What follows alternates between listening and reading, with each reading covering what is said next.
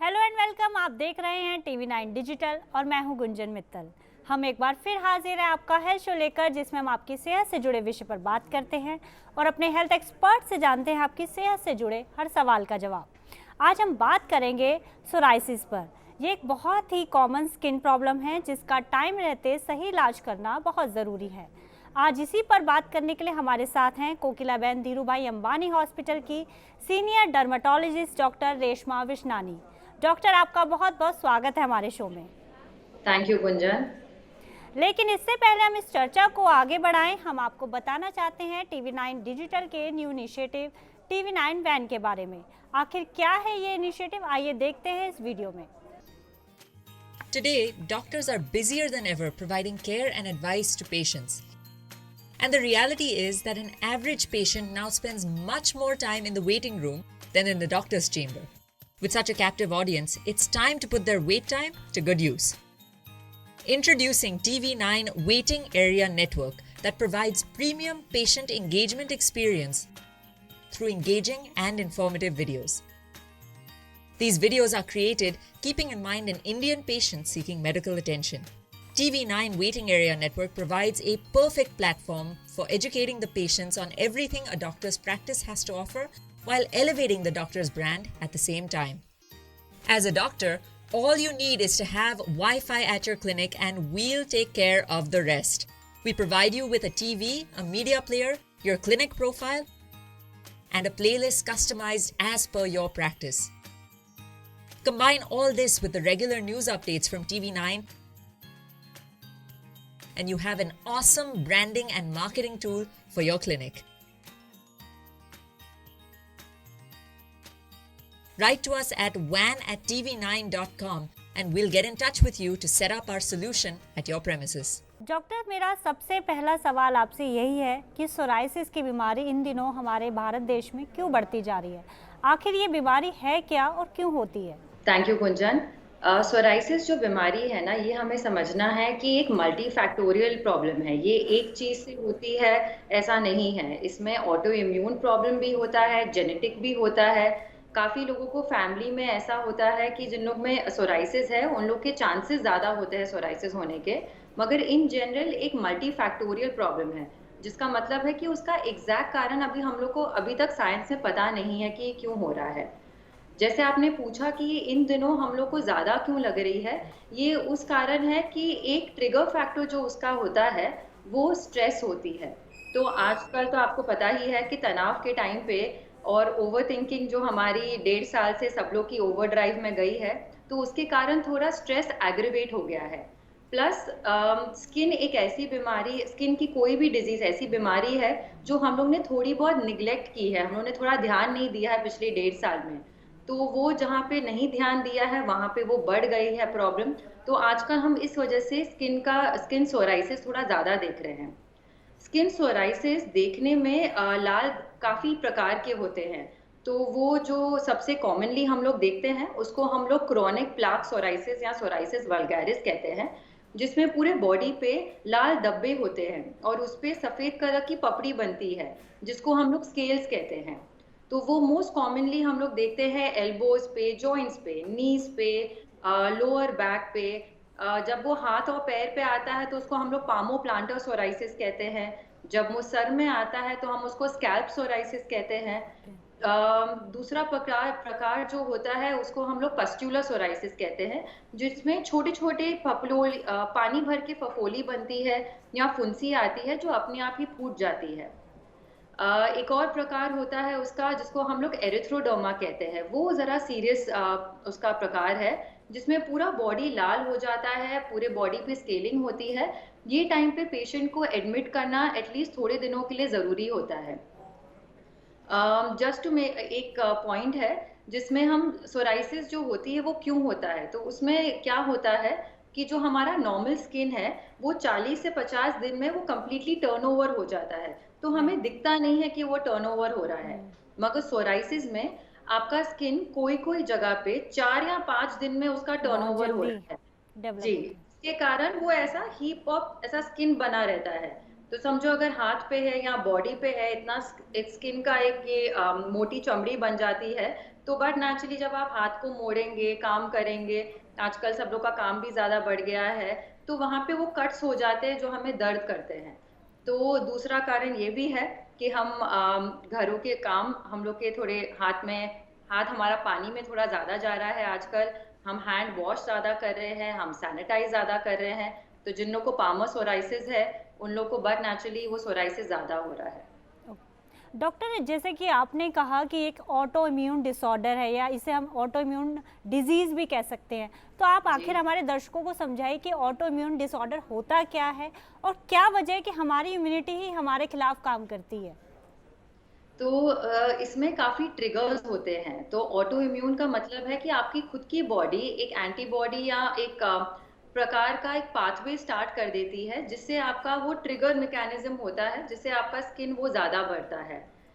जैसे मैंने आपको बताया कि उसका एग्जैक्ट कारण नहीं पता है हमें, मगर काफ़ी ट्रिगर्स जैसे इन्फेक्शंस होते हैं, वायरल हुए, बैक्टीरियल इन्फेक्शंस होते हैं, यूरिनरी ट्रैक इन्फेक्शंस होते हैं, कोई प्रकार की दवाइयाँ होती है जैसे पेन किलर्स हुए, एंटीवायरल्स हुए, एंटी मलेरियल्स हुए, क्लाइमेट चेंज होता है, ठंडी के टाइम पे ज़्यादा होता है, स्ट्रेस होता है, ये सब चीज़ों के कारण वो ये ज़्यादा बढ़ता है पूरे बॉडी पे, मगर उसका एग्जैक्ट कारण हमें अभी तक पता नहीं है कि क्यों हो रहा है।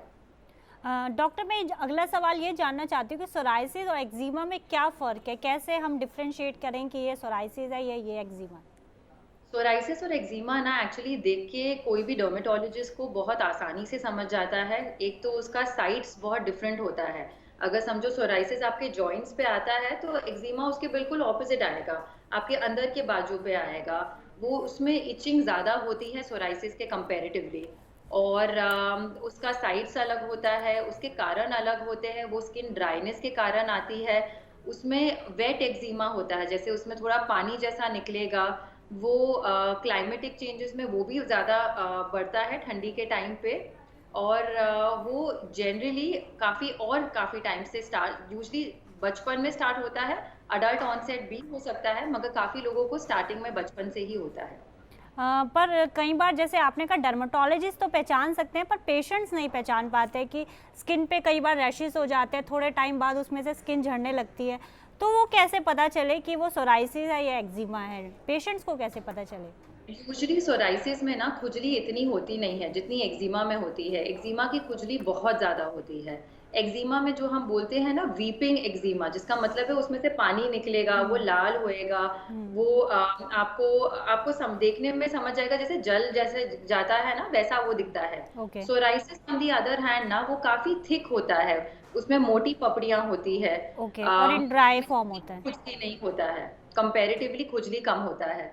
और जहाँ जहाँ पे भी आती है सोराइसिस, जहाँ पे आता है वो यूजुअली जॉइंट्स पे आता है। वो पूरे बॉडी पे जब तक जनरलाइज जब होएगा तभी पूरे बॉडी पे ही आएगा, मगर अदरवाइज वो यूजुअली जॉइंट्स पे या एक जगह पे वो स्टार्टिंग में एक छोटे पैच की तरह वो इकट्ठा हो जाता है। और इन ड्राई फॉर्म में होता है, राइट जी, कंपैरेटिवली ड्राई फॉर्म में। डॉक्टर, मेरा अगला सवाल ये है कि सोराइसिस को डायग्नोज कैसे किया जाता है और इसका ट्रीटमेंट कैसे होता है। सोराइसिस एक क्लिनिकल डायग्नोसिस भी होता है। एक देखने से तो आप उसको बहुत आसानी से उसको पकड़ सकते हैं। ये आपका सबसे कॉमन, जैसे आपने थोड़े टाइम पहले मुझे पूछा था, स्कैल्प सोराइसिस जो मैं आपको बता रही थी, वो डैंड्रफ जैसा दिखता है बहुत। तो वो डैंड्रफ और सोराइसिस में डिफरेंशिएट करना वो बहुत आसान होता है एक्चुअली देखने से। सोराइसिस जो होता है उसमें पपड़ियाँ जो होती है वो काफ़ी मोटी होती है डैंड्रफ के कंपैरेटिवली। डैंड्रफ में जो पपड़ियाँ होती है वो पाउडरी होती है, वो सीजनल चेंजेस में नहीं होता है। जो उसका फिक्स डायग्नोसिस या फिर उसका जो गोल्ड स्टैंडर्ड होता है उसको हम लोग स्किन बायोप्सी से पहचानते हैं, जो हिस्टोपैथोलॉजी से होता है। तो चमड़ी का एक ऊपर का टुकड़ा लेते हैं, बहुत छोटा, अराउंड 3 मिलीमीटर या 5 मिलीमीटर का लेते हैं, और उसका स्किन का छोटा सा बायोप्सी करते हैं और उसको हिस्टोपैथ में, मतलब उसको माइक्रोस्कोप के अंडर देखते हैं, और उसका कैरेक्टरिस्टिक्स बहुत स्पेसिफिक होता है। तो दैट इज हम वैसे डायग्नोस कर सकते हैं उसको। और इसका ट्रीटमेंट कैसे किया जाता है डॉक्टर। ट्रीटमेंट जो होता है ना वो डिपेंड करता है उसके एक्सटेंट पे। अगर माइल्ड टू मॉडरेट है, जैसे थोड़े ही पैचेस है बॉडी पे, तो वो बहुत आसानी से आपके मॉइस्चराइजर से, क्रीम से वो कंट्रोल में आ जाता है। अगर किसी पेशेंट का वो कंट्रोल में क्रीम्स और लोशन से नहीं आता है तो हम ओरल थेरेपी पे जाते हैं। ओरल थेरेपी इज ओनली वो तभी ही हम लोग को ज़रूरत पड़ती है जब बॉडी सरफेस ज़्यादा हो, या फिर 3-4 महीना हम एटलीस्ट क्रीम्स ट्राई करते हैं, उसके बाद अगर वो नहीं रिस्पॉन्ड करे तभी। ओरल थेरेपी में हम लोग साइक्लोस्पोरिन, मेथोट्रेक्सेड और कोई रेटिनॉइड जैसी दवाइयाँ होती है जो हम उनको देते हैं। अगर फिर भी पेशेंट रिस्पॉन्ड नहीं करता है तो आजकल बहुत अच्छी दवाइयाँ आई है जिसको हम लोग बायोलॉजिकल्स कहते हैं, तो वो इंजेक्टेबल फॉर्म में आई है, जो वो भी देते हैं। तो ट्रीटमेंट में कितना समय लगता है? क्या लाइफ लॉन्ग इसका ट्रीटमेंट चलता है या ये बहुत जल्दी ठीक हो जाती है? सोराइसिस एक ऐसी बीमारी है ना जो जिसमें पेशेंट को बहुत पेशेंस रखना है, बहुत धीरज रखना होता है, क्योंकि ये ऐसी बीमारी है नहीं कि जो 4-5 दिन में या 2-3 हफ्ते में वो ठीक हो जाए, क्योंकि एक लाइफ लॉन्ग ही आप बोल सकते हैं वो बीमारी रह सकती है। तो उसका आपको मेंटेनेंस तो हमेशा ही करना है। अगर आपका वो सोराइसिस कंट्रोल में भी हो जाता है तो भी आपको मॉइस्चराइजिंग लोशंस, अगर सर पे है तो कोई कोल टार बेस्ड शैम्पूज, ये सब चीज़ें तो आपको लाइफ लॉन्ग ही यूज़ करनी पड़ेगी। ओके डॉक्टर, लाइट थेरेपी की ज़रूरत हमें कब पड़ती है इसके ट्रीटमेंट में? लाइट थेरेपी एक्चुअली एक बहुत अच्छी थेरेपी है। कभी कभी जो पैचेस होते हैं, समझिए कि अगर पेशेंट का पूरे पैचेस चले गए मगर एक ही पैच पे वो अटके हुए हैं, तो ओरल दवाई देने से अच्छा है कि हम लोग उसको टारगेटेड लाइट थेरेपी देते हैं, जिससे वो यूजुअली वो जो पैच है वो काफ़ी अच्छा रिस्पॉन्ड करता है। दूसरे टाइम पे हम लोग लाइट थेरेपी देते हैं जब पेशेंट्स को फुल बॉडी पे होता है, तो स्पेशली बच्चों में हमें उनको दवाइयाँ देने की, हम जितना हो सके वो बच्चों में हम दवाइयाँ अवॉइड करते हैं। तो बच्चों में हम लोग फुल बॉडी लाइट थेरेपी देते हैं सोराइसिस को कंट्रोल लाने के लिए। डॉक्टर ये बताइए कि किन लोगों को सोराइसिस होने का ज़्यादा खतरा रहता है? कोई स्पेशल कॉम्प्लिकेशंस जिनके होती हैं उनको, या फिर नॉर्मल हर किसी को? एक्चुअली तो हर किसी को ही ये सोराइसिस जो बीमारी है वो हो सकती है, मगर जिन लोगों को फैमिली हिस्ट्री है उनको चांसेस ऑफ गेटिंग सोराइसिस वो थोड़ा ज़्यादा होता है कंपेयर टू नॉर्मल पब्लिक। मगर सोराइसिस अदरवाइज किसी को भी हो सकता है। ये चीज़ होती है कि जब भी आपका इम्यूनिटी थोड़ा सप्रेस्ड होता है तो सोराइसिस बढ़ सकता है। समझो आपको क्रॉनिक प्लाक सोराइसिस है जहाँ पे सिर्फ 3-4 आपको पैचेस है, मगर आप प्रेग्नेंट हो जाते हैं तो तभी वो सोराइसिस को बढ़ने का चांस है।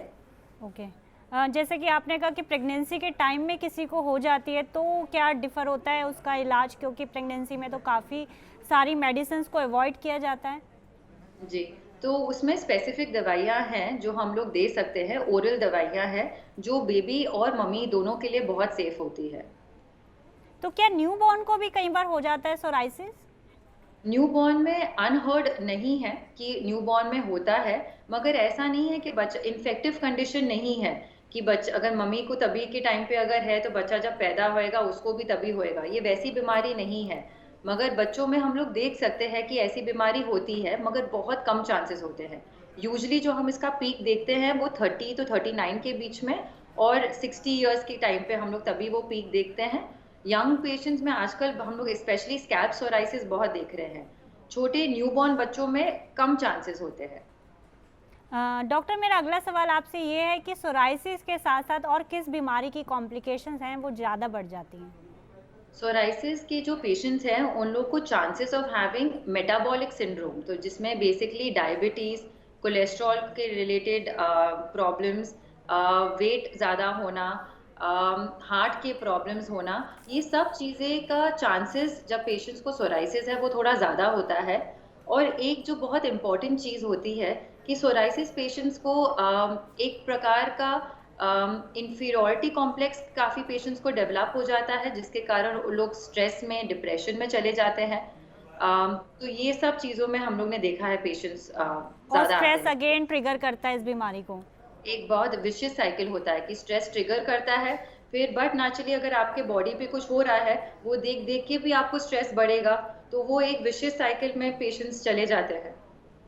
डॉक्टर, आपका बहुत बहुत शुक्रिया, आपने हमें अपना कीमती समय दिया और इतनी इम्पोर्टेंट इन्फॉर्मेशन हमारे साथ शेयर की। Thank you so much doctor. Thank you.